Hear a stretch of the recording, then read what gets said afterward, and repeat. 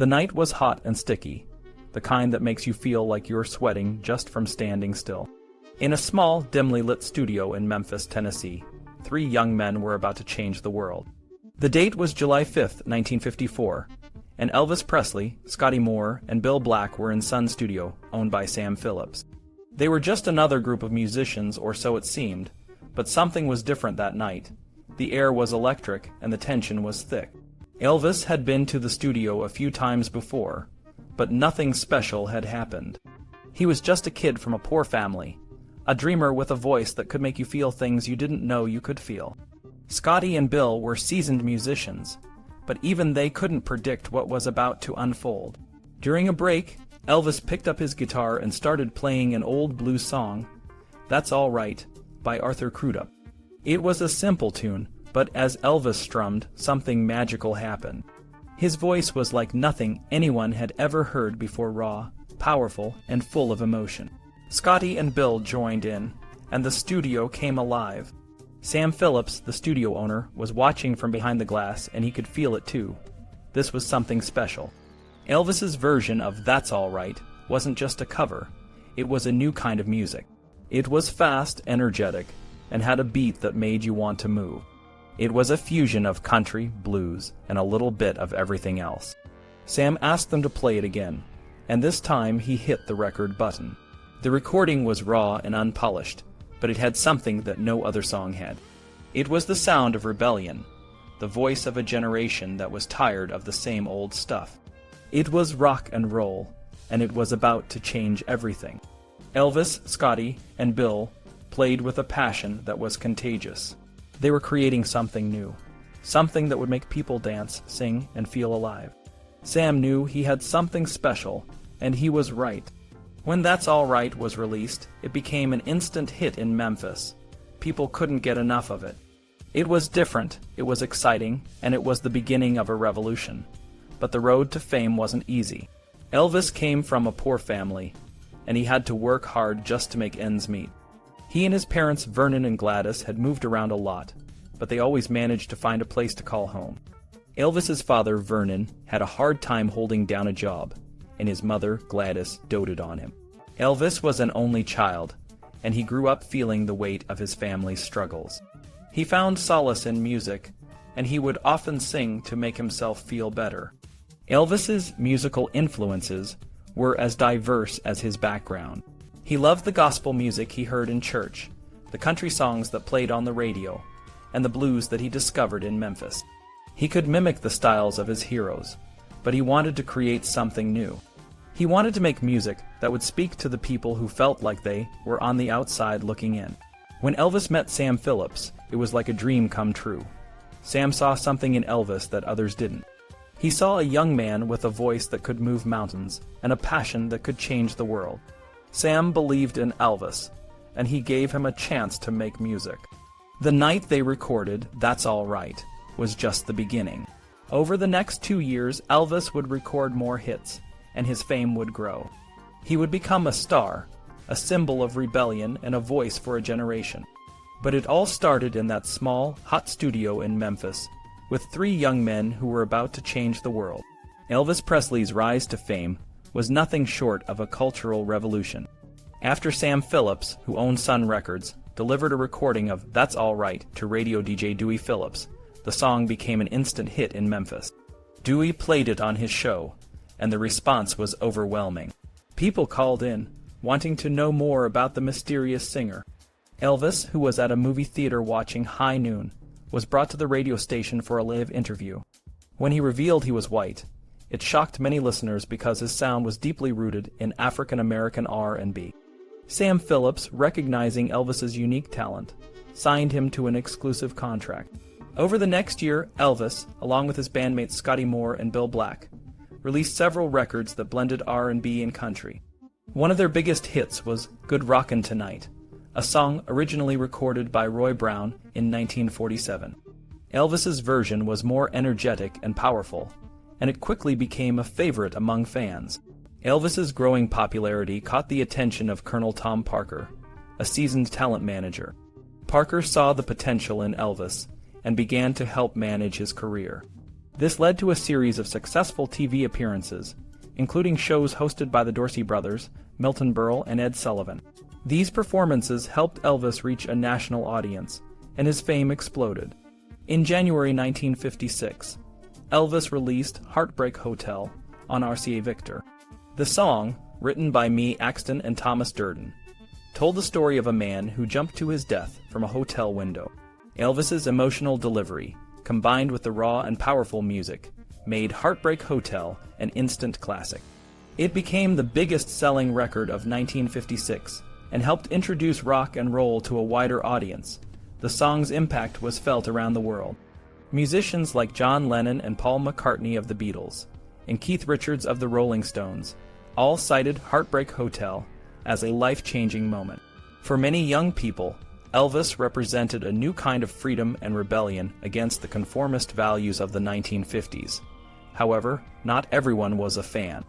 Critics and older adults often dismissed Elvis's music as noise and his performances as vulgar. Newspaper articles and TV shows criticized his dance moves, which were seen as too sexual. Despite the controversy, Elvis continued to be a huge success. His second album, also titled Elvis Presley, featured a mix of rock, country, and R&B, and it topped the charts. Elvis's influence extended beyond music. He became a brand, with his name appearing on everything from charm bracelets to guitars. By the end of 1956, Elvis had earned millions from merchandise alone. Colonel Parker, now Elvis's exclusive manager, saw the potential of using movies to further boost Elvis's fame. After several screen tests, Elvis was offered a supporting role in a Western titled The Reno Brothers. The movie's title was later changed to Love Me Tender to capitalize on the success of the song Love Me Tender, which Elvis recorded for the film. The song became another hit, and the movie was released in November 1956. With Love Me Tender, Elvis proved that he could succeed in the movie industry as well. His performance in the film and the success of the song solidified his status as a true superstar. By the end of 1956, Elvis had conquered the music charts, television, and now, the silver screen. His impact on popular culture was undeniable, and he had become a symbol of the new, rebellious spirit of the 1950s. Elvis Presley's film debut in Love Me Tender was more than just a movie. It was a stepping stone in his career. The film, released in 1956, was a Western drama that starred Richard Egan, Deborah Paget, and Elvis himself. Despite being billed third, Elvis was the main draw, and his presence in the film was a testament to his growing stardom. The story revolves around three Confederate brothers who return home after the Civil War. They had stolen a Union payroll during the war, but now that the war is over, they plan to split the money. The oldest brother, Vance, played by Richard Egan, feels guilty about the robbery and wants to return the money. This decision causes tension with the other robbers, and it also creates a conflict between Vance and his younger brother, Clint, played by Elvis. When Vance was thought to be dead, Clint married Vance's fiancée, Kathy, played by Deborah Paget. This adds a layer of emotional complexity to the story. Elvis's performance was energetic and sincere, but he was new to acting and sometimes overacted. He was surrounded by experienced actors, and it was clear that he was learning on the job. Despite this, he managed to convey Clint's deep emotional journey, from hero worshiping his brother to feeling betrayed and angry. One of the most striking scenes in the film is when Clint confronts Kathy and shakes her violently. This raw display of emotion was surprising to his fans, who were used to seeing him as a charming and charismatic performer. The music in Love Me Tender was a mix of traditional Civil War-era songs and Elvis's rock and roll style. The title song, Love Me Tender, was based on an 1861 ballad called Ora Lee.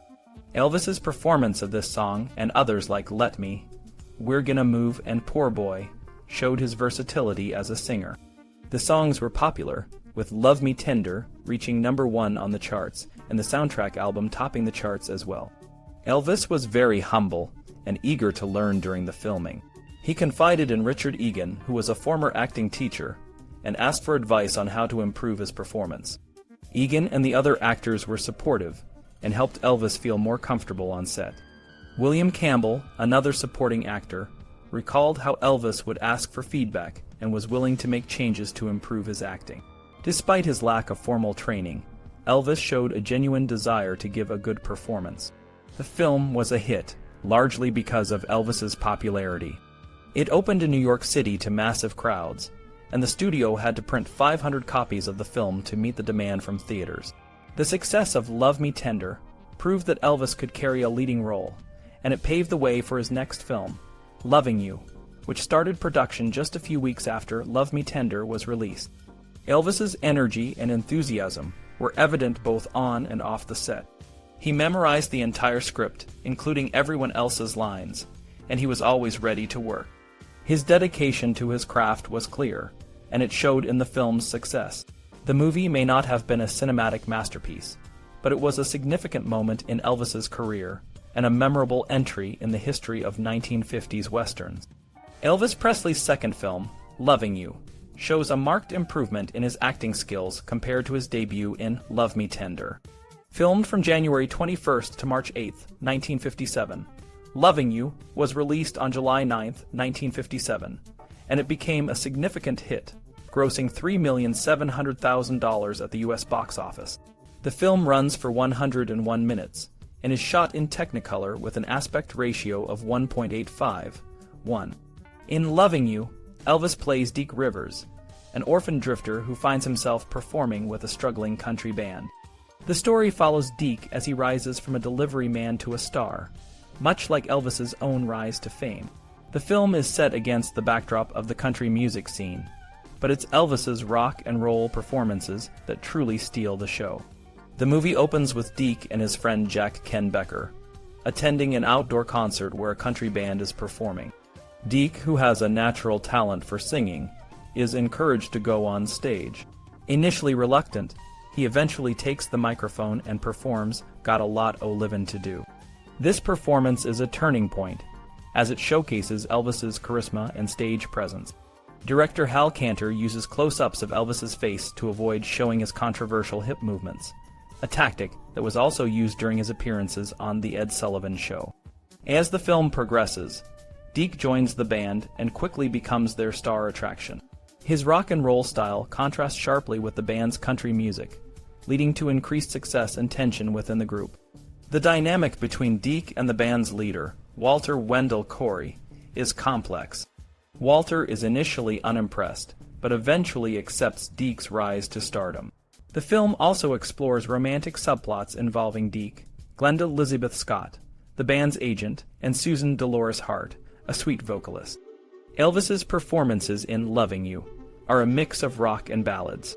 He sings Let's Have a Party, Teddy Bear, Lonesome Cowboy, Hot Dog, Mean Woman Blues, and Loving You.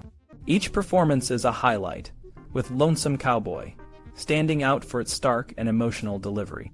The scene where Deke sings this ballad is visually striking, with Elvis under a spotlight in a long shot, surrounded by darkness. The camera moves closer as the song progresses, creating a powerful and intimate moment. One of the most memorable scenes in the film is when Deke is challenged by a town bully in a diner. Deke agrees to sing Mean Woman Blues to the bully's girlfriend. As he performs, the diner fills with people, all entranced by his music. The scene is energetic and dynamic, with Elvis moving up and down the aisle, surrounded by an enthusiastic crowd. The use of Technicolor enhances the visual impact, with the blue tones of the audience's clothing contrasting with Elvis's red jacket. The film also includes a poignant moment when Deke reveals his true identity to Glenda. He takes her to a cemetery and shows her a tombstone with the name Deke Rivers, explaining that he is actually Jimmy Tompkins, an orphan who took the name after running away from home. This scene requires a higher level of emotional depth, and Elvis delivers a convincing and moving performance. Hal Kanter, the director, was impressed by Elvis's professionalism and talent. Despite the constant presence of fans and visitors on set, Elvis was always prepared and ready to perform when called. This dedication contributed to the film's success and helped establish Elvis as a credible actor, not just a musical sensation. The success of Loving You led to a significant financial boost for Elvis. Colonel Parker, Elvis's manager, negotiated a $250,000 upfront payment and 50% of the profits, which was a substantial improvement over the deal for Love Me Tender. The film's soundtrack, particularly the songs Teddy Bear and Loving You, became hits, with Teddy Bear spending 7 weeks at #1 on the charts. Loving You is more than just a musical. It's a drama that touches on themes of friendship, love, and the challenges of fame. While some critics argue that Elvis's films took him away from his musical roots, the film demonstrates that he was capable of both acting and singing with great skill. For Elvis, making movies was a job, and he approached it with the same dedication and passion that he brought to his music. Loving You is a testament to his growth as an artist and his ability to captivate audiences both on stage and on screen. Elvis Presley's life was about to take another exciting turn. Just days after wrapping up the movie, Loving You, he released the hit single, All Shook Up. The song's catchy lyrics about teenage love and the thrill of being with someone special made it a massive hit. People couldn't get enough of Elvis, and the song became one of his most famous. But life wasn't just about music for Elvis. He was also becoming a movie star. His parents, Vernon and Gladys, visited him on the set of Loving You, and were treated like VIP. They even got to watch Elvis perform one of his songs, Teddy Bear, and Gladys had to be convinced to sit in the audience because she thought she might look too fat. It was a sweet moment for the family, and you can spot them in the movie during that song. Elvis's first on-screen kiss in Loving You wasn't with the lead actress, Dolores Hart. Instead, it was with Jonna Lund, who played a fan in his dressing room. Dolores Hart, who was also a bit shy, remembered blushing a lot during their kissing scene and needing extra makeup to cover it up. The movie, Loving You, was a huge success when it came out in July 1957. It played to packed theaters all over the country, and teenagers were the biggest fans. Even though some adults didn't like Elvis's style, they couldn't deny that he was a talented actor and singer. The film's songs, especially Loving You and Teddy Bear, were incredibly popular and sold millions of copies. Elvis's success wasn't just limited to the screen. He was making so much money that he bought a mansion called Graceland, where he would live for the rest of his life. He also bought a pink Cadillac for his mom, which became a symbol of his success and generosity. Despite his fame, Elvis didn't enjoy the Hollywood lifestyle. He felt uncomfortable with the fake social scene and preferred the company of his friends from back home. His closest friend in Hollywood was Nick Adams, an actor who supported him and even joined him on tour. Elvis was excited to take on new challenges and prove himself as a serious actor. After Loving You, Elvis got the chance to star in Jailhouse Rock, a movie that would become one of his best. The film was about a man named Vince Everett, who kills someone in a bar fight and ends up in prison. While in jail, Vince discovers his talent for singing and performing. When he gets out, he becomes a famous rock and roll star, but his success makes him arrogant and mean. The movie was directed by Richard Thorpe, a veteran director who had worked on many big films. The script was written by Guy Trosper, and the songs were by Jerry Leiber and Mike Stoller, who had written some of Elvis's biggest hits. The role of Vince was challenging because it was very different from Elvis's real personality. Elvis was known for being kind and genuine, but Vince was selfish and cruel. Elvis was excited to play this role because it showed his range as an actor. In the movie, Vince's journey from a rough start to fame is fast. He gets into a fight, goes to jail, and then becomes a star. His cellmate, Hunk Houghton, is an old country singer who helps Vince learn to play the guitar.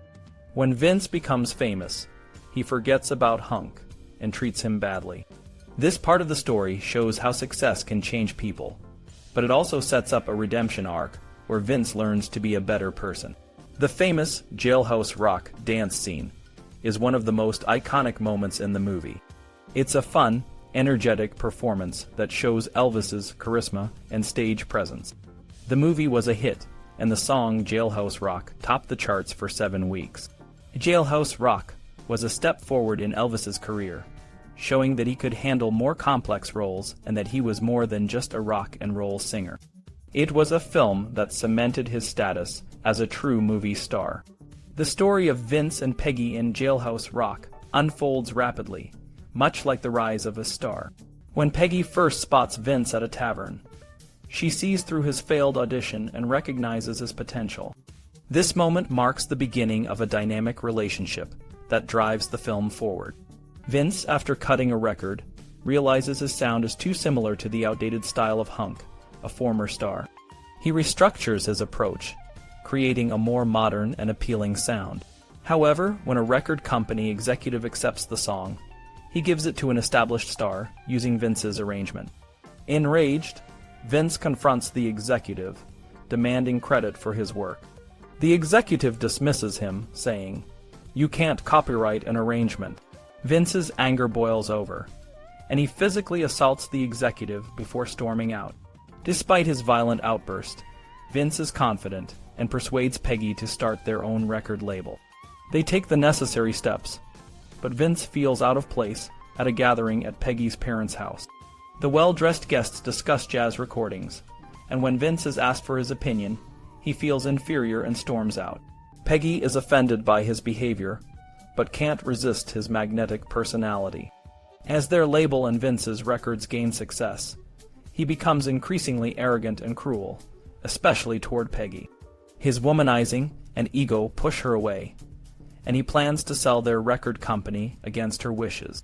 Hunk, released from prison, expects Vince to honor their contract. Vince's lawyer points out that the contract is invalid, and Hunk is reduced to a menial job, walking Vince's dogs. Peggy's patience wears thin as Vince's behavior worsens.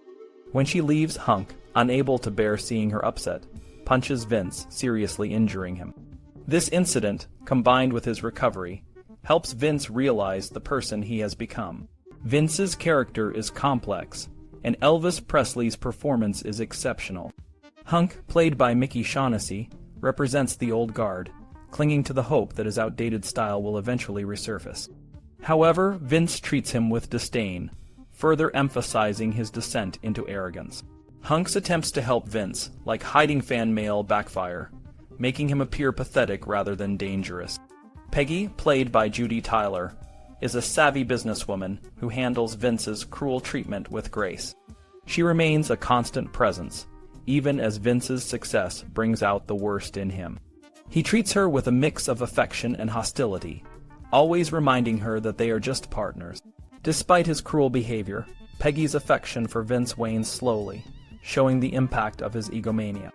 Compared to Loving You, where the protagonist Deke Rivers is grateful for his success, Vince in Jailhouse Rock becomes a monster of ego and self-centeredness. This shift in character is a stark contrast, making Vince's transformation more than just a story of success, but a cautionary tale about the corrupting influence of fame. Critics were divided about Elvis's role. Some praised the tight direction and strong music, while others were concerned about the negative portrayal of their idol. The New York Times noted that Presley fans might not like seeing him as a churlish, egotistical star. The Memphis Press Scimitar warned that Elvis's advisors might have thought twice before casting him in such a role.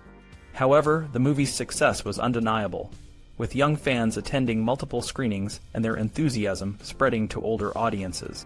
The music in Jailhouse Rock is a highlight, especially the title song and "You're So Square Baby I Don't Care." The dance sequence for the title song, choreographed with Elvis's unique style, became an iconic part of the film. Around this time, Elvis started building his entourage, including his cousin Billy Smith and Lamar Fike, who helped with various tasks. Robert Mitchum even approached Elvis for a role in Thunder Road, but Colonel Parker's financial demands stalled the project. Despite the success, the production of Jailhouse Rock had its challenges. Elvis accidentally inhaled a porcelain cap from his tooth during the filming of the dance sequence, causing chest pain and requiring medical attention. The biggest tragedy, however, was the death of Judy Tyler and her husband in a car accident shortly after filming. Elvis was deeply affected by the news and broke down.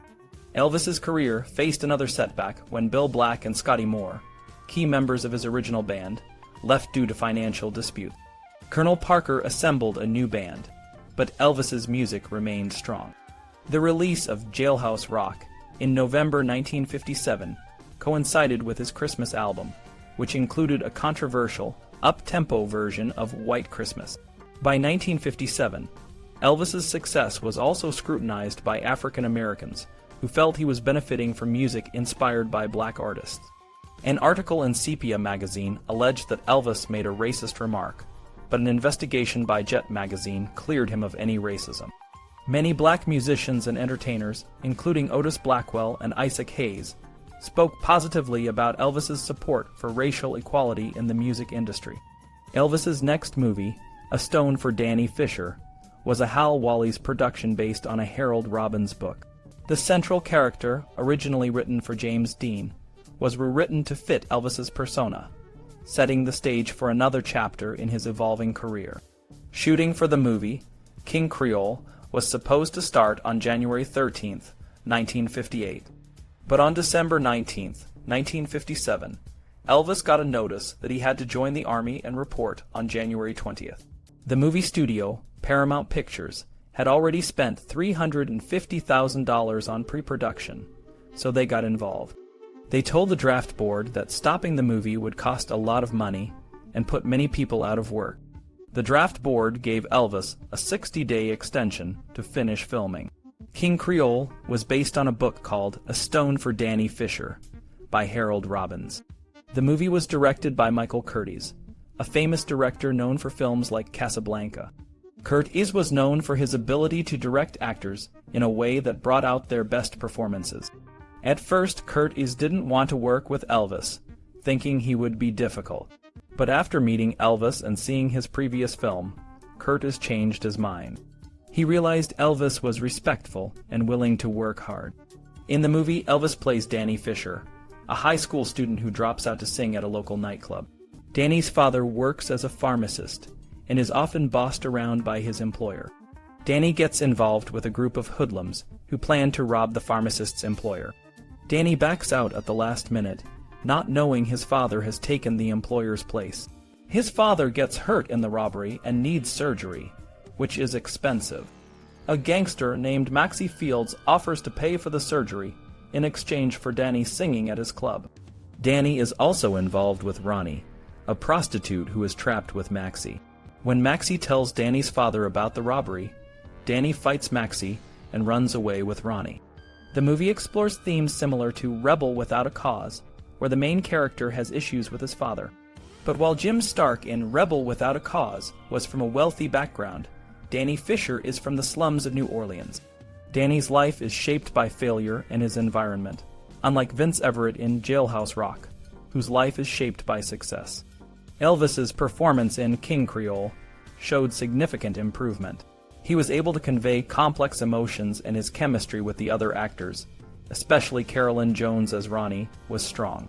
Jones, known later for her role as Morticia in The Addams Family, gave a powerful performance as a woman trapped in a difficult situation. Curtiz was known for being demanding and sometimes harsh with his actors, but Elvis responded well to his direction. Curtiz told Elvis to lose weight and cut his sideburns, and Elvis did both. Curtiz also coached Elvis to draw on his own experiences growing up poor to better understand Danny's character. Curtiz's direction was subtle but effective, using wide shots and shadows to enhance the mood and tension of the scenes.